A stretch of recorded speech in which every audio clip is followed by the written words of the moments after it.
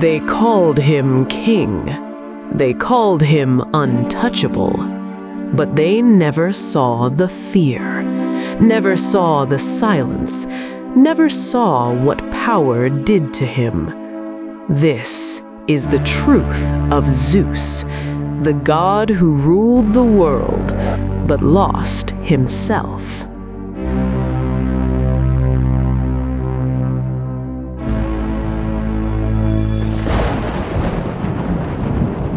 History remembers the triumph, the Titanomachy, the moment the youngest son Zeus sliced open his father's stomach and liberated his siblings from darkness.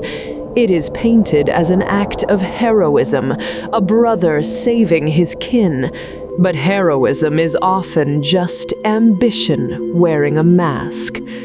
Look past the celebration. Look into the mind of the liberator. As the dust of the war settled, Zeus did not see a family reunited. He saw rivals. He saw Poseidon, wild and untamable, and most dangerously, he saw Hades, the eldest, the stoic, the one with the rightful claim to the throne. The law of the cosmos was clear. The eldest rules. By all rights, the crown belonged to Hades. But Zeus had tasted power. He had wielded the lightning bolt. He had led the charge.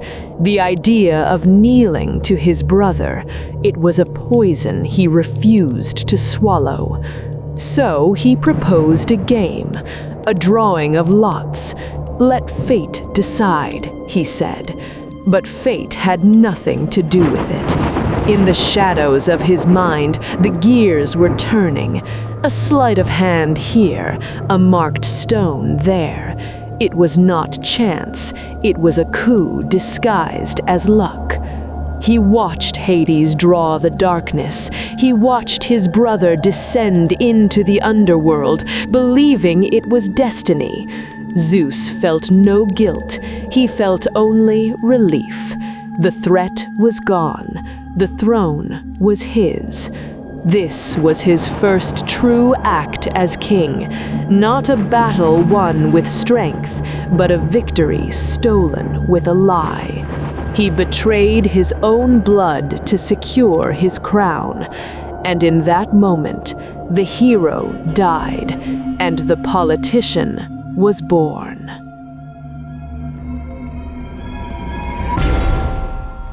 A throne built on betrayal is never stable. It wobbles with every whisper. Zeus sat on the highest peak, the ruler of all, yet he could not sleep. The silence of Olympus was too loud. In the reflection of his golden cup, he did not see a king. He saw his father, Cronus. He saw the cycle of violence that birthed him. Then came the prophecy, a whisper from the fates that shattered his peace. A son of your line will rise. He will be greater than the father. The words echoed in his skull like thunder. Greater than him? Stronger than him? The paranoia took root. It wasn't just fear. It was a sickness. He looked at his wife, Metis, the very embodiment of wisdom, the woman who had helped him rise, and he no longer saw a partner. He saw a vessel for his destruction. He could not risk it. He could not allow the child to be born. But he could not fight a prophecy with swords. He had to be smarter. He had to be absolute. He tricked her. A game of changing shapes, a playful contest between lovers. And when she was small enough, he ended her. He did not just defeat her, He consumed her. He swallowed the threat whole. In his mind, it was necessary. It was survival.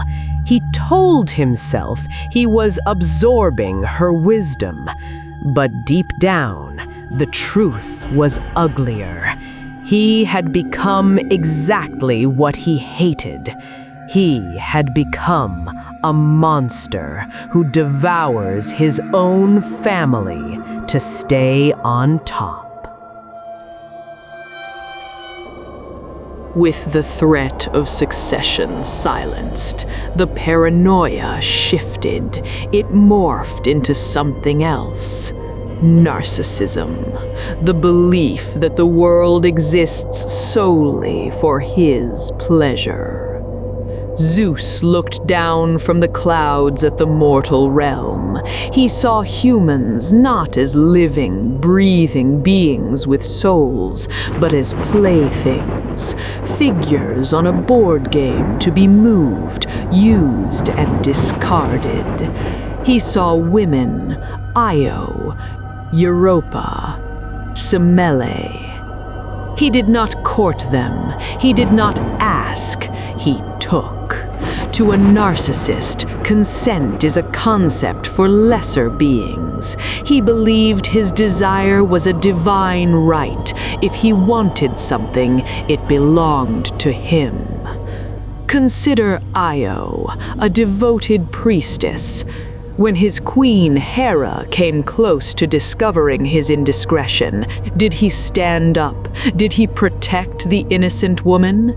No, he transformed her into a beast, a cow. He stripped her of her humanity to save his own skin. He let her suffer, chased by gadflies across the world, weeping in a form that wasn't hers. He watched her misery from his throne and felt nothing. No pity, no remorse. In his mind, her suffering was irrelevant. She had served her purpose. This is the true face of his rule, a king who breaks the things he claims to love simply because he can. Power, when unchecked, rots the soul. It creates a hunger that can never be filled. Zeus began to resent humanity, not because they were wicked, but because they were growing. They were learning, they were building, they were becoming capable. And then came the fire.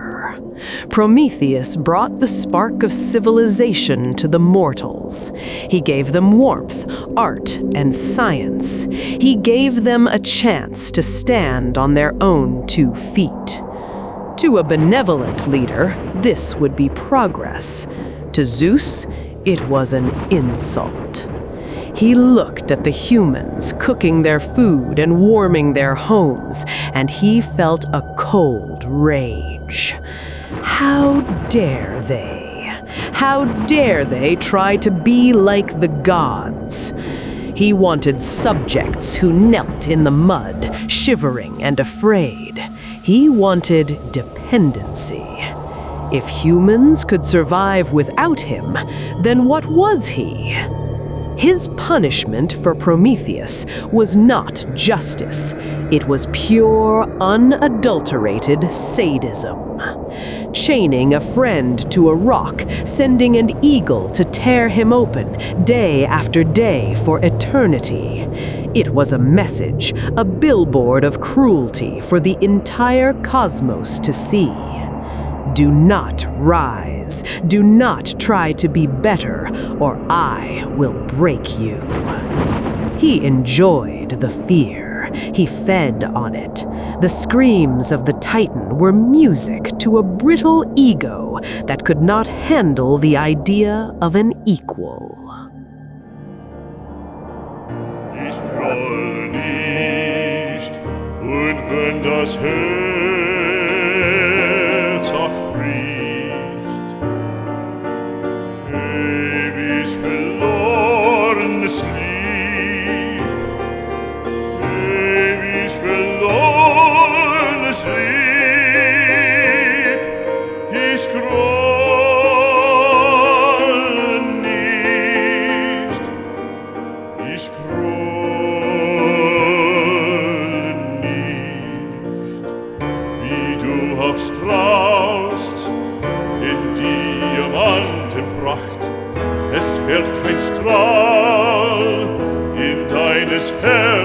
Nacht, das weiß ich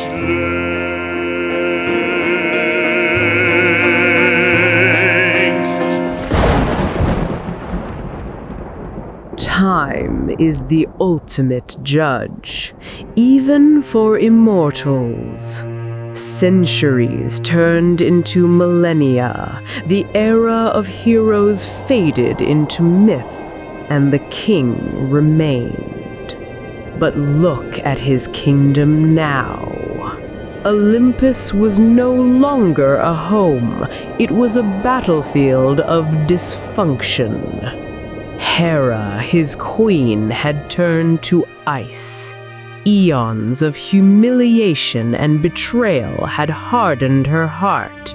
She no longer looked at him with love, only with a quiet, seething resentment. She plotted in the shadows, waiting for him to slip. Poseidon stayed in the depths of the ocean, preferring the company of sea monsters to his own brother. Hades locked the gates of the Underworld, refusing to speak to the sibling who cheated him. Zeus sat at the head of the table, but the chairs around him were filled with strangers. His children, Ares, Apollo, Athena. They fought amongst themselves. They played games with mortal lives just to spite each other. They were reflections of their father. Powerful, selfish, broken. The silence of the mountain grew louder. Paranoia, once a whisper, was now a scream. He began to see treachery in every shadow. If a servant dropped a cup, was it an accident or was it a signal? If the wind blew from the north, was it a storm or was it an army? He stopped sleeping. He stopped trusting. He pushed everyone away. He isolated himself in the highest chambers of his palace, surrounded by bolts of lightning that he clutched like security blankets. He had absolute power. He could incinerate a city with a thought. He could change the course of rivers. But he could not make anyone stay. He realized with a terrifying clarity that loyalty born of fear is fragile. It breaks the moment the fear is gone. And so, he had to be more terrifying, more cruel. He became a prisoner of his own intimidation. And now we see him at the end. The King of Kings, the ruler of the cosmos, sitting alone on a throne that is too big for him. The hall is empty. The torches flicker and die, leaving him in the dark. He has everything he ever wanted. He has the crown. He has the title. He has the immortality. But he has nothing real. No hand to hold that wouldn't tremble in fear. No voice to comfort him that wouldn't lie to save itself. He is the wealthiest being in existence, yet he is spiritually bankrupt. He stares into the void of eternity, and the void stares back. He remembers Metis. He remembers Prometheus. He remembers the brother he betrayed. The guilt he buried deep down begins to rise like bile. But it is too late.